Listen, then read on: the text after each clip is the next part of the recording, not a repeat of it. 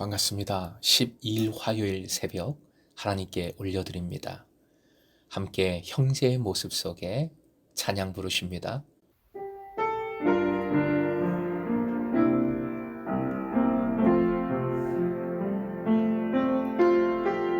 형제의 모습 속에 보이는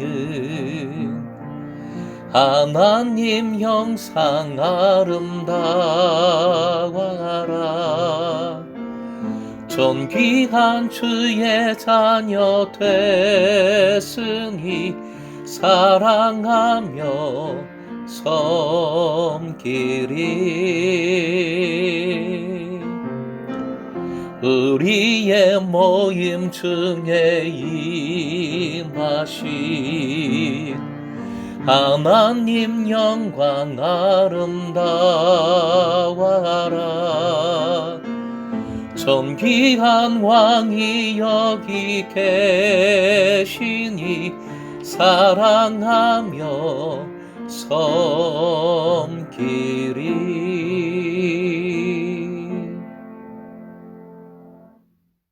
오늘 말씀은 출애굽기 32장 11절에서 14절, 출애굽기 32장 11절부터 14절까지의 말씀입니다. 함께 읽겠습니다. 모세가 그의 하나님 여호와께 구하여 이르되, 여호와여 어찌하여 큰 권능과 강한 손으로 애굽 땅에서 인도하여 내신 주의 백성에게 진노하시나이까? 어찌하여 애굽 사람들이 이르기를 여호와가 자기의 백성을 산에서 죽이고 지면에서 진멸하려는 악한 의도로 인도해 내었다고 말하게 하시려 하나이까? 주의 맹렬한 노를 그치시고 뜻을 돌이키사 주의 백성에게 이 화를 내리지 마옵소서. 주의 종 아브라함과 이삭과 이스라엘을 기억하소서. 주께서 그들을 위하여 주를 가리켜 맹세하여 이르시기를, 내가 너희의 자손을 하늘의 별처럼 많게 하고 내가 허락한 이 온 땅을 너희의 자손에게 주어 영원한 기업이 되게 하리라 하셨나이다.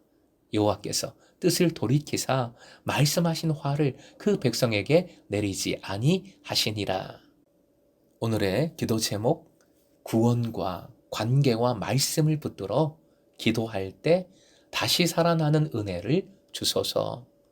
구원과 관계와 말씀을 붙들어 기도할 때 다시 살아나는 은혜를 주소서. 이스라엘 반역에 대한 주님의 결론이 나를 내버려 두라, 즉 나를 혼자 있게 두라 말씀하신 거였습니다.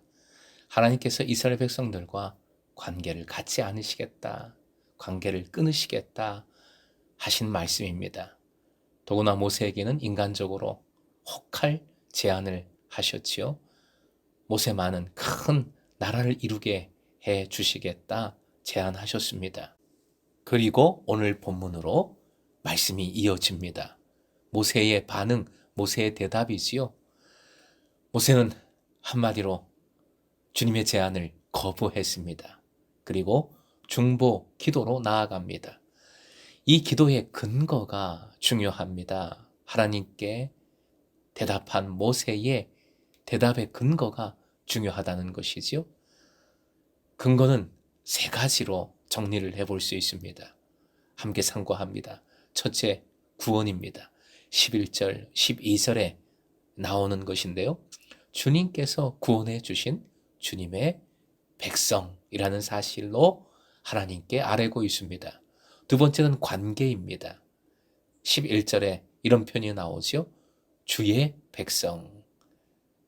그 뒤에도 이 주의 백성이라는 표현은 계속됩니다.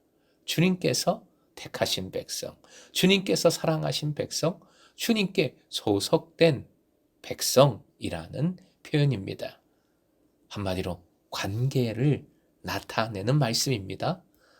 그리고 세 번째가 약속입니다. 하나님의 약속을 붙들고 하나님께 대답하고 있습니다. 13절, 조상의 이름들이 열거되고 있습니다. 주의 종 아브라함, 이삭, 이스라엘, 야곱이죠. 조상에게 하신 약속을 기억해 주십사 하는 간구입니다.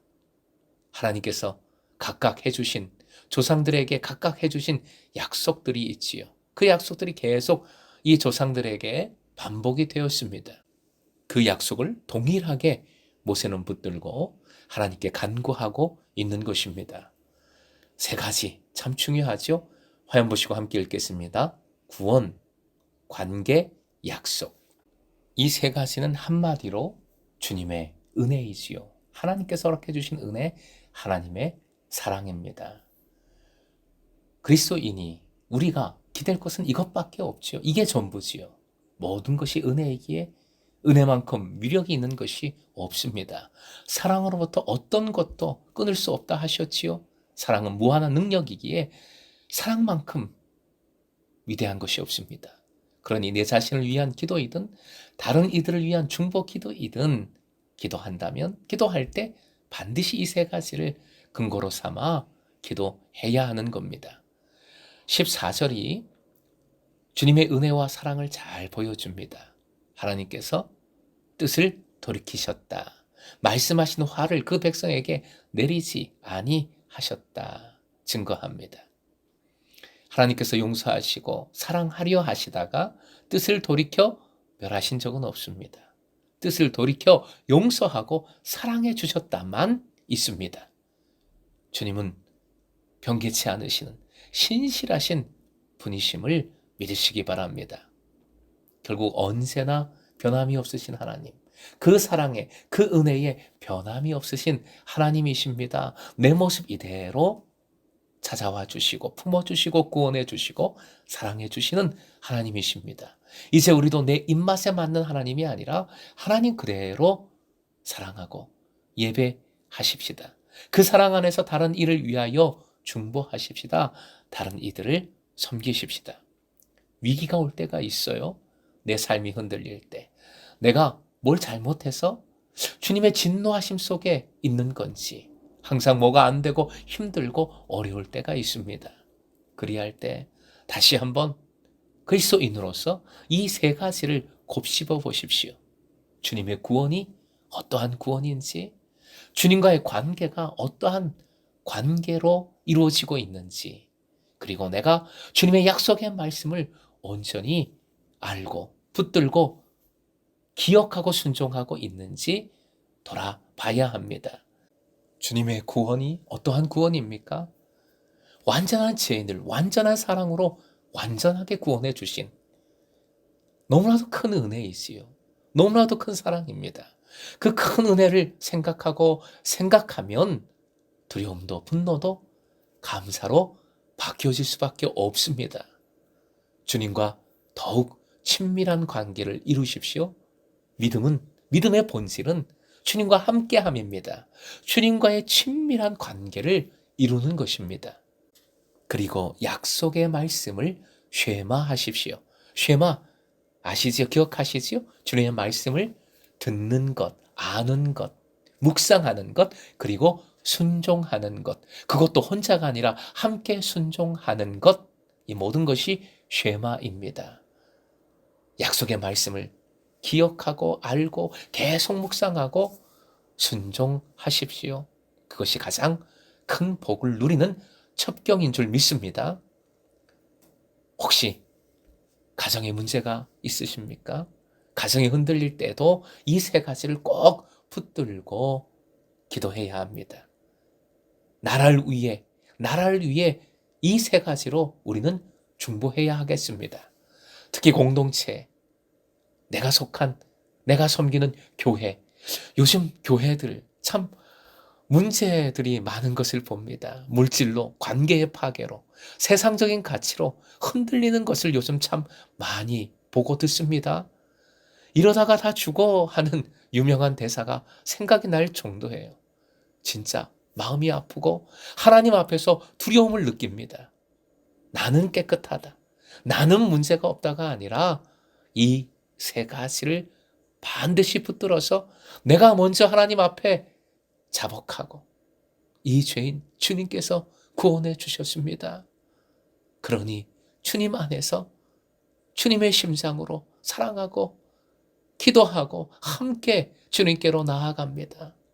이 간구로 주님을 붙들어야 하는 것이고 이 간구로 문제를 위해 간구하고 문제 속에 있는 다른 이들을 위해 주님의 사랑으로 그리스도의 심장으로 기도해야 하겠습니다. 우리 모두가 이런 믿음으로 무릎 꿇어 자복하여 주님 앞에 중보 기도로 나아간다면, 주님의 심장으로 다른 이들을 품는다면 그 공동체는 반드시 살아나게 되는 줄로 믿습니다. 요즘 소그룹 사랑방 강조하고 모이는 이유도 바로 여기에 있는 것이지요. 구원의 공동체로서 사랑의 관계 속에서 주님의 약속을 진짜 함께 제대로 누려야 하지 않겠습니까? 금성의 제자들은 오늘 모세처럼 구원과 주님 관계와 약속의 말씀을 붙들어 우리 공동체를 더욱 굳건히 세우고, 그리고 사람을 살리는 그 기쁨을, 그 행복을 함께 누리시길 주님의 이름으로 축원드립니다.